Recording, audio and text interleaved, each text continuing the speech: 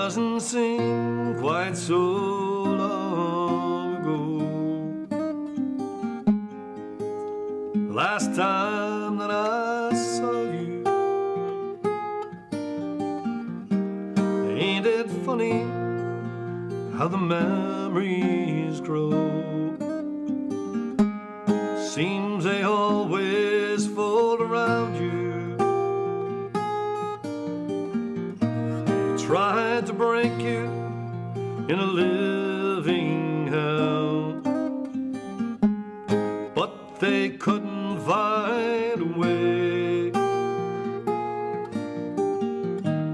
So they killed you in an H-block cell. I hope that all would turn away. I thought your spirit wouldn't rise again, but you dared to prove them wrong. And in death you tore away the chains, let the world hear freedom's song. Yet the heartache and pain linger on. They're still here, though it's so long since you've gone. But we're stronger now. You showed us how freedom's fight can be won.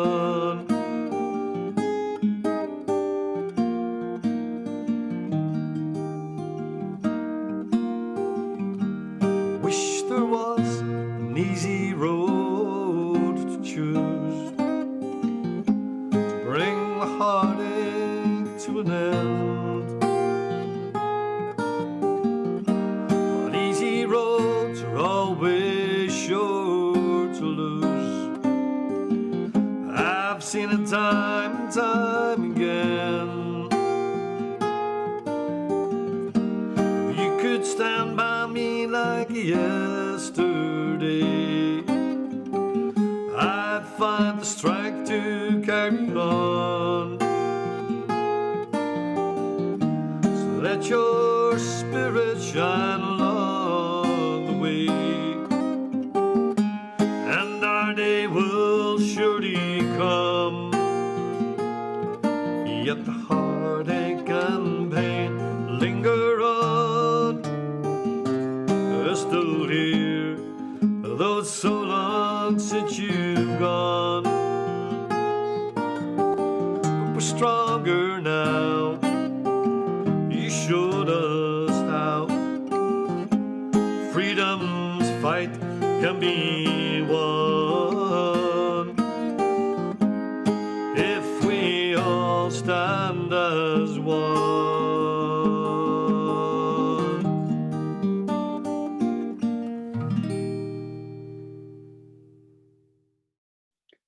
North Belfast has been at the forefront of the struggle for generations.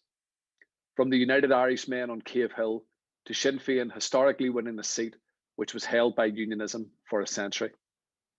Tonight we have a very special event. Three of North Belfast's very own will share their experience of the hunger strike period. Jerry Kelly was in jail in England being force-fed. Mary Doyle was 19 days on hunger strike in Armagh jail. And Mick McFarlane was personally chosen by Bobby Sands to replace him and act as OC during the 1981 hunger strike. Those involved in the jail struggle continue to push for the reunification of our country through political means. And Jerry, Mick and Mary have spearheaded this in North Belfast. So I hope you enjoy what will be a powerful personal account and reflection of this period of struggle.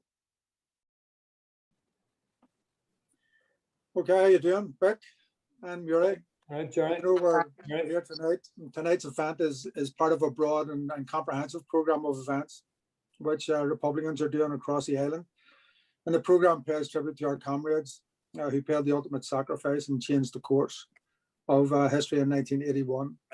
And we've in this phase of struggle, we've lost 12 comrades. The first one was Michael Gaughan in 1974 in England, who, like Thomas Ice, many years before him in 1917, he also lost his life through force feeding. He was basically killed through force feeding. And then his comrade, who was in a hunger strike, and we were on that hunger strike together, and his comrade, Frank Stagg from Mayo, then after that hunger strike was forced onto another 2 hunger strikes because they reneged on agreements they had made about transferring back to Ireland and that.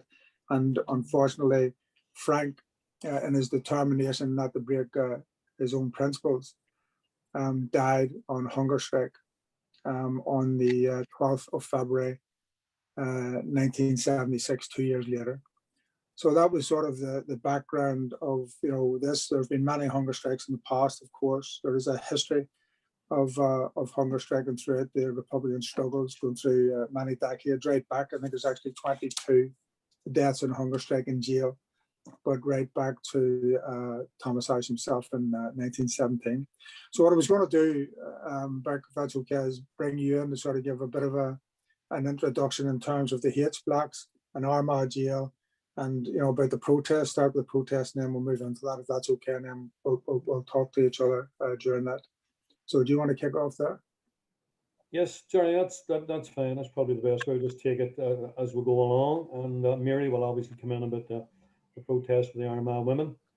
I suppose a wee bit of the background to help people. Maybe some people just wouldn't be too sure of exactly all the ins and outs of the background, but briefly, the Brits developed a strategy to try and defeat the Republican struggle in the north here, and it was a conveyor belt strategy, a criminalization process of special courts, special arrests, interrogations, special prisons, everything about it, the torture of prisoners, etc., to extract convictions. What they decided to do was that on March the 1st, 76, they would withdraw political status, which had been gained in 1972 after a hunger strike and a truce with the Brits during that period. And it had an ongoing impact in terms of everybody had their own clothes. We had our own command structure. People were held up in the cages, and you enjoyed is the wrong word, but you went through prison life as a political prisoner, recognized as such by the British and by the prison administration. However, in order to try and defeat the Republican struggle, the British introduced criminalization, and after March the 1st, anybody convicted for offences of any description to do with the conflict in relation to that were no longer allowed political status and were going to be classified as criminals. If we can just interrupt, if we can just say that was in March 1st, 1976. Yeah. And to give a wee example of that, I mean, we were in the cages at that stage where we had political status. There was several cages, so there was hundreds of prisoners there. Yeah. And sort of the next day, if you appeared, if you were on a charge after that date, and a perfect example of it you'll probably remember is the identical twins, Paddy and Kevin McCoy. That's right, yeah. Remember, and one of them, and they were actually on the same charges from around 2, and one of them got an extra charge of membership of the IRA after March the 1st, and he ended up in the blocks, and his brother Paddy ended up in the cages. And then you obviously tried to escape and left the cages and were brought down there. But just to give a wee example of how ludicrous it was. So yeah, you had identical twins, and there are other examples, identical twins who up in the same charges. One of them was treated as a criminal and the other one was treated as a political prisoner. Yeah, on exactly the same charge, which is recognised as the British under the Diplomat court system, under scheduled offences as offences relating to a political offence. And you're perfectly correct. These were the anomalies and these were the ridiculous aspects. Now, during the course of that year, people were tortured in these torture centres, and slowly but surely, by the time it got to September, the first prisoner to refuse, after being sentenced in the Diplomat court, who refused when he arrived up in the H blocks, refused to wear the criminal uniform and declared himself as a political prisoner, was Kieran Nugent, Heather Nugent. and just refused to wear it. So he was the first man that laid down the marker for the protest that was going to unfold over the next 5 years. And what happened was, I mean, he was young enough, as far as I remember, Heather was still a teenager, if I'm not mistaken, late teens. And he was a tough guy from the lower whack. And they brought him in, they brutalized him, they battered him, and they tried to break him. And he was held in a cell with no facilities whatsoever. He had a cup to drink out of, a piss pot to pee in, and bedding, and that was it. And the only reading material was a Bible.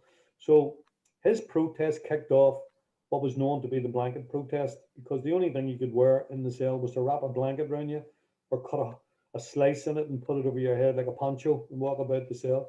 And slowly but surely, he began to be joined by, you know, many other prisoners coming in who followed suit with him and took the stance of not yielding to criminal status and declaring that they were political prisoners. And the protest, of course, deteriorated, or well, it accelerated right through the next couple of years, and the conditions were harsh. It was a brutal regime right through for the next couple of years. A lot of attention was drawn to it by the relatives action committees on the outside, primarily made up initially by family members, a lot of Republican personnel, but mostly women and girls would have been the key factor of this here, who organized this whole protest to draw attention to the plight. Now, the thing about it is this protest lasted for 5 years. I mean, and it culminated in the hunger strike where we lost 10 very courageous comrades. And I think maybe just at this stage to point out, a lot of people have asked me over the years, how come a protest could last 5 years, a prison protest? And it simply wasn't just a prison protest for better conditions. What had happened was the British chose a battlefield to defeat the Republican struggle. And in doing so, it laid down a marker that the problem about it was that the political ramifications for success or failure for both the IRA and the British were absolutely massive. And we in the prisons were not going to allow ourselves to be used to undermine the struggle, to damage the morale of our support base outside, and to yield to a criminal tag. And of course, but essentially what happened was, to an extent, the struggle shifted into the H blocks, where they thought they could break prisoners because you were in single cells, because they built the H blocks to make sure up in the cages there was huts with, there was cages or compounds with up to 80 people in them. They were able to associate with each other. Down here, then they were able to put people one to a cell. And then, of course, as numbers built up to the cell. But if I could bring Miriam, what was happening then in around the same time in Armagh? Because while it built up to hundreds of male prisoners, what about the women in Armagh? What sort of numbers are we talking about there, and what sort of conditions were in? Because it's a very old jail, isn't it? Yeah, it is. Well, the big difference in Armagh was there was no women's uniform, so we were always allowed to wear our own clothes. So when we were sentenced after status was removed, it was no work protest, which meant you were locked in your cell all day, but you got even association and what have you. But then February 1980, a general search, the no wash was actually enforced upon us by male and female screws. They locked the toilets, and that's another long story. But so that went on. We went on the no wash, or we were forced on the no wash, and that was February 1980. And as Becca has already said, I mean, the men had been on the no wash for years. And then it was during that summer, the talk was, I mean, couldn't say on this, wasn't getting this sort of anywhere. And then the next avenue we were left with was a hunger strike. So it was one of those things that you had to go away and think about it very long and hard, And then what sort of numbers were in Armagh at the time, and how did you make? Because you had a command structure. How did you make the decision? Was it discussed with everybody? Was there a staff? What happened? Yes, well, Mairead Farrell was ROC, and there at one time there was only 33 women. We were very small in the numbers compared to the blocks, and when we were on the no wash, we were still entitled to our hours exercise. So they used to let us out in 2 groups, and that's where we would have had meetings. So Sheila Dara was adjutant, and she would have been in one group, and Maria Farrell was in the other group. So as I say, we discussed it long and hard, and obviously the movement didn't want a hunger strike. The men in the blocks didn't want the women on the hunger strike, and it wasn't them being big bravo men, you know. It was just a concern because we were like their sisters, and you know, we were comrades, like. So we had to fight everyone the push for the hunger strike in Armagh. So then we were asked to put our names forward, and then it was Maria Farrell, Margaret Nugent, myself then that went on the hunger strike on the 1st of December 1980. And talk a wee bit about the process. I mean, obviously, to talk to your family and all of that there, how you sort of came to that conclusion, or how hard a decision was it in a personal way? I mean, and also obviously you were a part of the struggle. Yeah, well, it was very hard decision. And personally, the first time I was in jail, when I was classed as a political prisoner, my mommy was murdered by the UVF, and so I'd left my daddy and 2 brothers at home. But I'm just the type of person that I wouldn't expect somebody else to do something that I wouldn't do. So as I say, I did think about it very, very long and hard, and I made the decision. And God love my daddy, when he heard, he said he knew fine rightly, you know, as much as he was 110% with me, like, but obviously very anxious. Yeah. And then, Beck, what was happening around the same time in the blocks? At the blocks, well, there was great communication. Even though we were small numbers, we made sure there was daily visits. You know, even though we only had 1 visit a month, they bring in comms from the outside and from the block. So there was always great communications. Now, we were very concerned as the days went on about Sean McKenna, because we were hearing reports he was very ill. So, and obviously we were lucky, Maria, Margaret and I, the first day of the hunger strike, we were all put in the double cell together. So we, you know, we had each other, and our time was spent doing letter campaigns, you know, we on toilet roll, cigarette papers, just sending letters out to all over the world, just to inform people all what was going on. Yeah. And could I jump back there just around the same time then, what was happening in the blocks? And you were talking about Sean McKenna and that. Yeah, well, just to pick up on what Mary was saying there, you know, I mean, obviously the families need to be considered here, because these were people under which was immense pressure outside of hunger strikers themselves, were people making that decision. The greatest level of pressure was on families, you know, the families of the hunger strikers. But as Mary said, just to come into that period through 1980, I mean, the protest had degenerated into an absolute quagmire. Like, it was an absolute brutal regime. And Mary's right, we had to make some move to try and get out of this.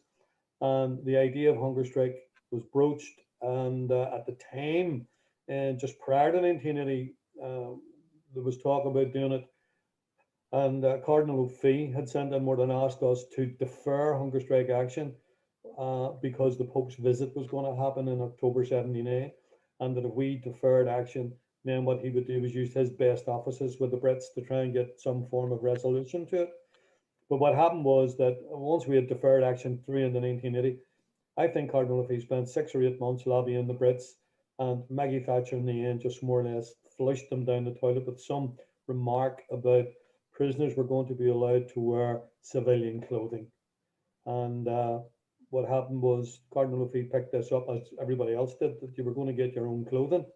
So he came back from a conference in Rome to welcome this great news, only to be told by Maggie Thatcher that, no, I never said that. I said they would be issued with civilian type clothing, which was a uniform in another guise.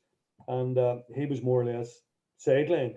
And at that stage, then we took the decision that we would lobby and ask around the blocks the same way Mary and the comrades up in Armagh had asked for volunteers. that we were going to consider hunger strike action and would people put their names forward.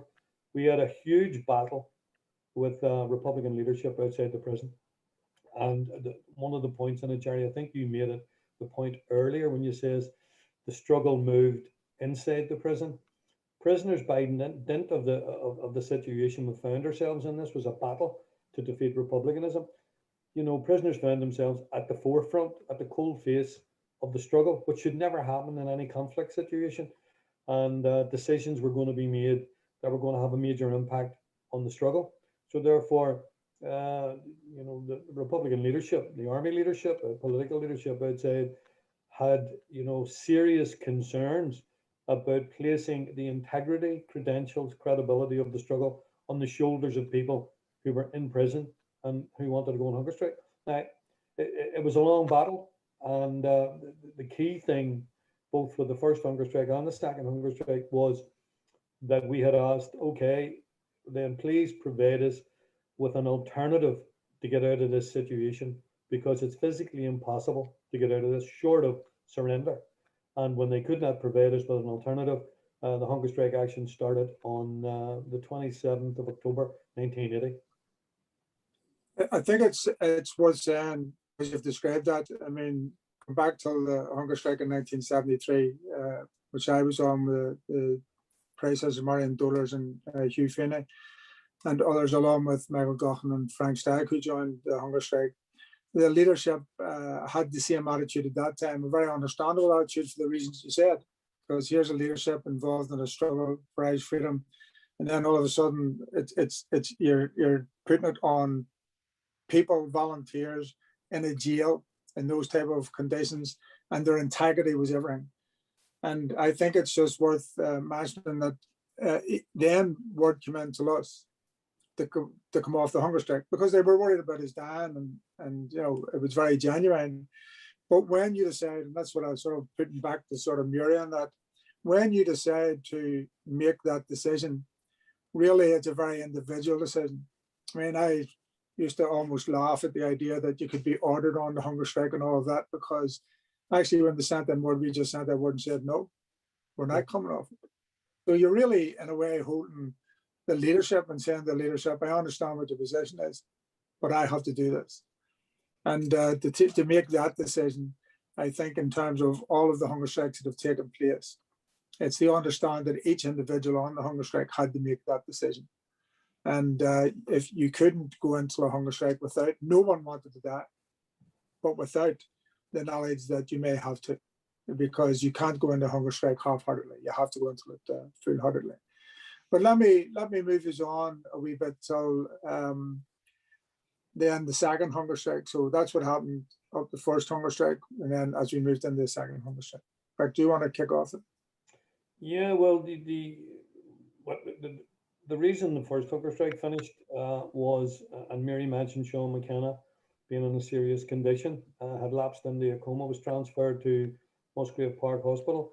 And in the midst of all this, the Brits had sent an emissary, for want of a better term, I think he might have been an MI5, Choppy, to meet with the priest who was the go-between with us, Father Brenton Maher, to bring in a document.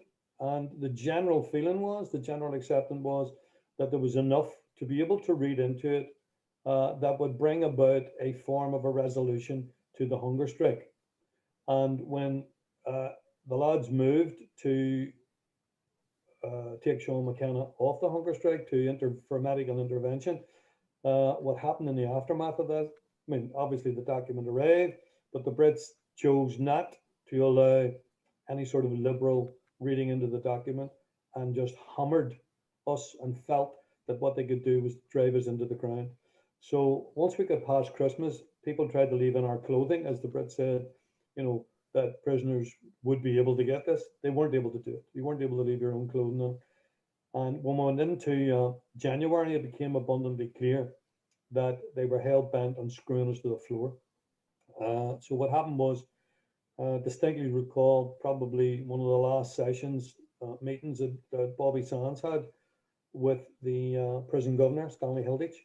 I was out with him. Bobby was the OC, and it ended up in a fierce argument out in the office, where Hilditch had said to him, Sans, let me make one thing clear, that until your men put on that uniform, come out of those cells and obey by the directions that my staff give to them, and not by IRA staff or IRA officers or whatever, only then will you be able to get out of those cells. And I suppose that just broke it. And it was from that moment on that we were into the whole mechanism of a second hunger strike. And we'd gone through the whole argument with the senior leadership outside, and it was decided that Bobby Sands would lead the hunger strike. Tell me about Bobby, because he was the OC. Did he decide himself that he would lead it? And there was a gap of I think 2 weeks before the next hunger strike was going on. The first hunger strike was 7 started off the one go, so they were deteriorating at the same time. So a couple of minutes about that, how that was decided and who went on it and how many volunteers there were. And also about your own position, Vic, because at one stage then you became OC. So explain that as well.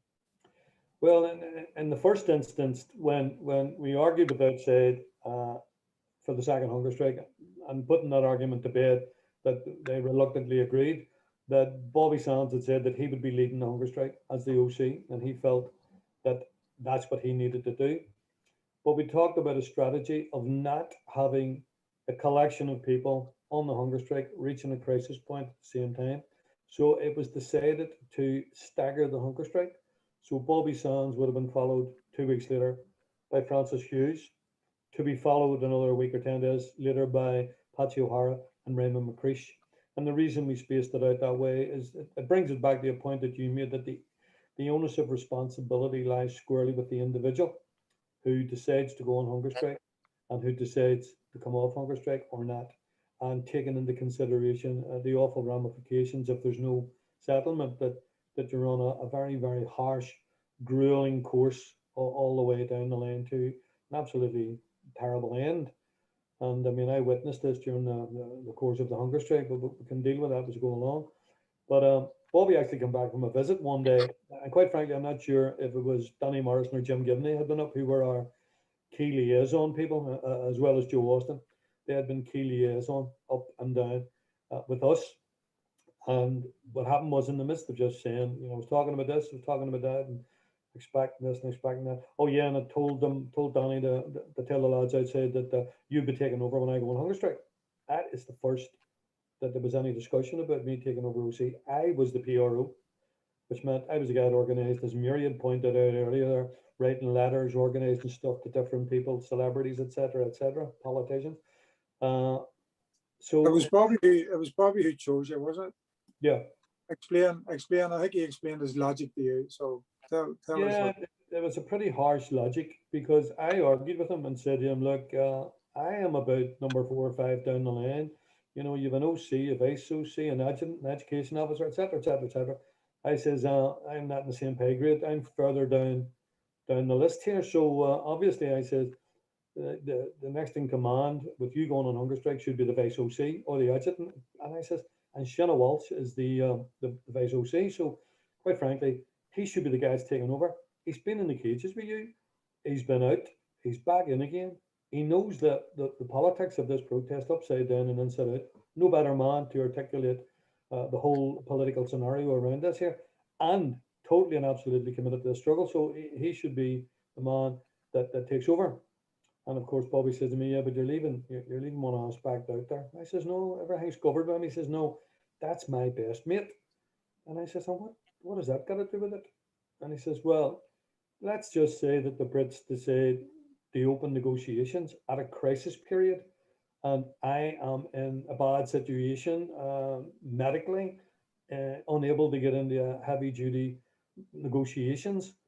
He says the responsibility then would fall on the OC as the key advisor to the hunger strikers to make a decision. He says, and quite frankly, he says, he'll not let me die. And I says, there was a wee pause for a second, and I says, oh, so, and I will, oh yeah. He says, yeah. I says, well, I have to say, I says, you have some analysis on me as a comrade and what way. He says, no, that's the way it has to be. You're the man to do it, and that's the way it has to be. So I've already told him out there that you're taking up this position, and that's it. So in a sense, I sort of felt that, his confidence in me, his brashness in telling the army leadership outside, this is the way it is, and that's the way it's going to be. I just felt that, well, I suppose I may just row in along with his decision and give him a vote of confidence and say, okay, I'll do whatever you need. I want to go back a wee just for a moment till because obviously in 1973, in the hunger strike in England with Michael Gaughan and Frank Stagg, there was force feeding. This was in the first hunger strike in 73. So people are wondering, well, why was there not force feeding there? But of course, when Thomas Ashe died, or was killed actually through force feeding in 1917, there was never force feeding of political prisoners from that point on the island of Ireland. But what they did was they used it later in 1973 in Britain, in jails in Britain. What then happened, and one of the aspects of Michael's death, was that the British Medical Association eventually, after the hunger strike, said that their doctors should not have been doing it, that it was inhumane, and that it would never be used against people of sound mind, I think was the term they used. It went to court and all of that. What I want, so to just explain that, what I wanted to do then is, and I mean, the force feeding thing itself was a horrific experience, and the danger in it always, and this is what actually happened in the end, was that you're completely pinioned. They're pouring food down. Once they get your mouth open, which is quite brutal, the whole process of a number of waters on top of you and all of that there, and then they put a tube into your stomach. If it goes down the wrong way, in other words, the flap at the top of your throat, and your pinioned, so you can't speak, you can't even warn them. So if they go down into the wrong place, which is of course what happened, it goes into your lungs, and then that's what caused death. Caused it with Tom Ashe and then with Michael. But it's just to try and explain that. And then Frank had gone through all of that, and then they told him that he was getting better conditions, that he would be transferred as soon as possible. And then they reneged in the next year, and then told him again that he would be sent back, and then reneged again. And Frank at the end said, the only way that I'm coming off this hunger strike is if I'm in Ireland, and he died. What I wanted to do, just in sort of heading towards the end here, maybe, is Mary. I think what people want to know is, and sometimes this is hard, but talk about what the hunger strike was, because if you can remember, I mean, sometimes I can't remember, but if you remember almost the technicalities of it, so what happens is your body fats go first, what are you allowed to take? Because you're not taking any food, so you're allowed water. Just explain that and sort of how you felt in terms of deterioration. Did you feel hungry? Did you not feel hungry? Did you go up and down, or was it straightforward or whatever? Could you give us a minute or two on that? Well, obviously, the movement outside have been sending us in comms and telling us, the common sense to tell you need to drink plenty of water. And at first we were just putting salt into the water, unknown to us that they could have the so-called medics could have given us salt tablets, because drinking salt water was horrible, like. But you had to do it. Yeah. I mean, you have to remember, and I feel such a funny time. We were only on it for 19 days, so we didn't. It was about the second week that you started feeling a bit weak, but nothing. I never ever felt hungry. Did start feeling cold. It was December. Then again, it's an old jail, so they did give us extra blankets. But then I found the weight on the blankets. I mean, the likes of Mairead Farrell was very thin to start off with. She was small and petite. The other girls on the wing, the clatter of weeks or a few months before, we were only given a certain amount of milk every day. The other girls were giving us their milk to try and build us up a bit, you know, in preparation. But we kept ourselves busy. But as I say, we weren't on it the length of time that the men were. Okay, and I mean, one of the things that when you say you're feeling cold, that is it's not just because it's cold outside. That's what happens. Yeah. That's Yes. the salt I remember well, because you had I think it was four pints of water at least per day you had to drink. Yeah. Used to give us 2 mugs, and to try and get a bit of, I put the salt in 1 mug, and then the other one without salt, so alternate. Well, we only had 1 mug, Jerry. We couldn't do that.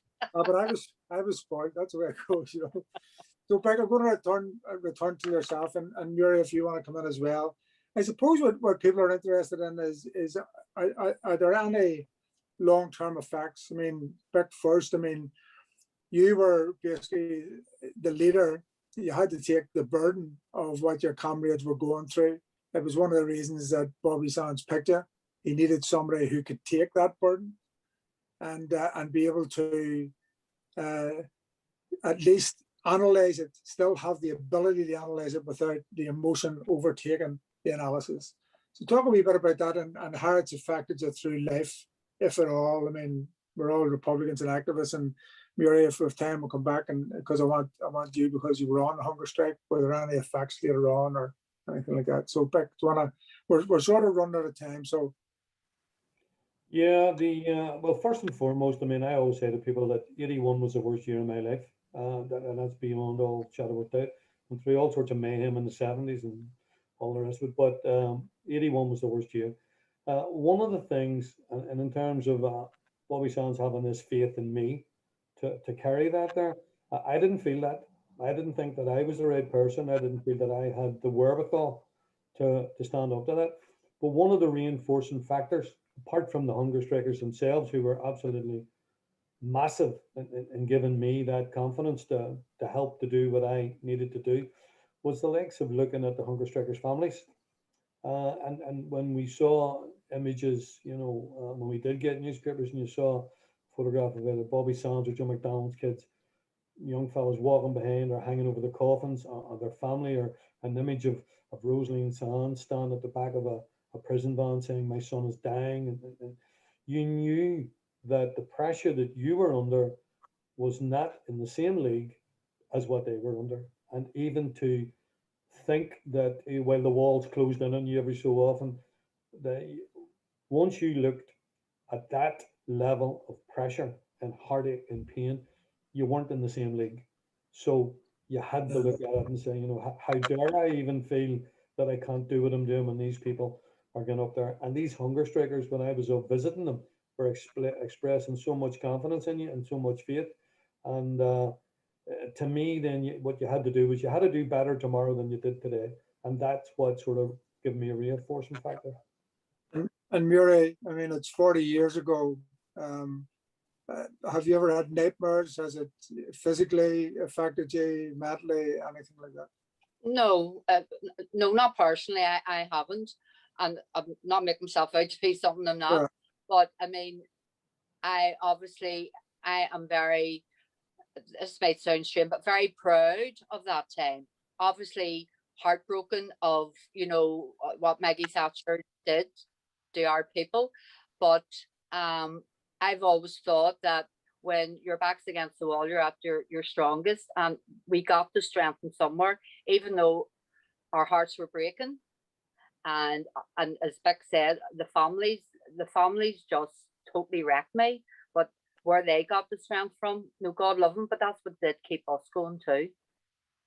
And of course, all the work that they did outside, I mean, it was the families and other comrades and friends and people who you had never met were out on the streets in huge demonstrations, and you know, they were walking in the blanket. And of course, everything that happened inside jail to a family always was thought to be much worse.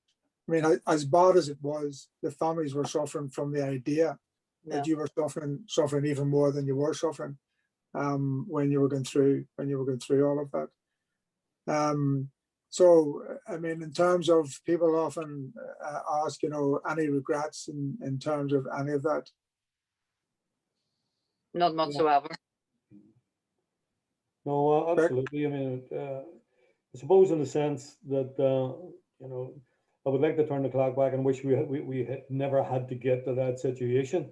But in terms of being there, my visits to the prison hospital, and I mean, I lost count of the amount of times I was up there, and you're looking at people with confidence, with determination, with courage, who were at the end of their days. And I even remember on a couple of occasions, their expressing concern about me having to drag me up there every week or every few days. And I wasn't the one on hunger strike. I was going back to my cell.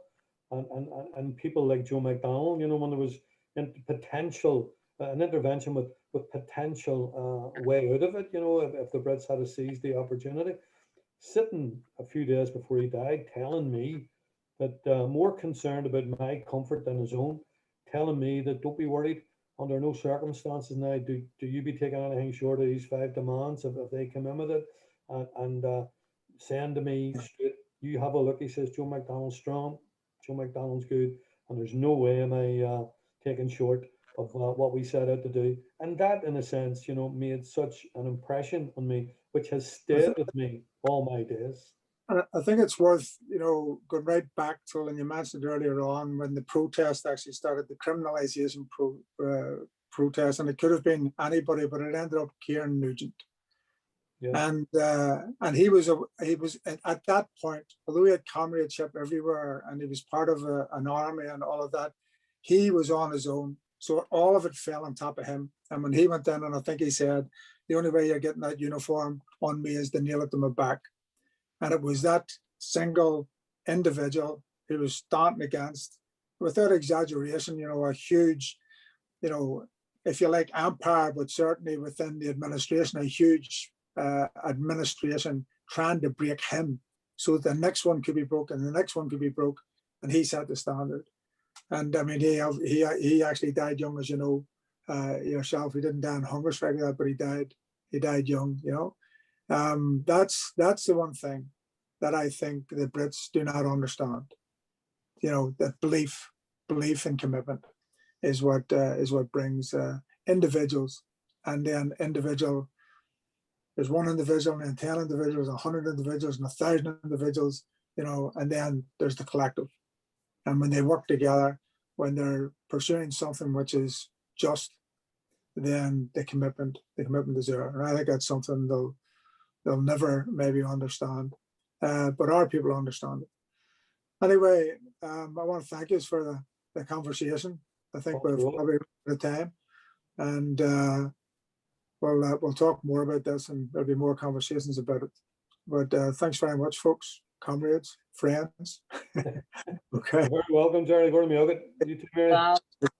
You take care. Okay, all the best, folks. Yeah, more. Slán go fóill.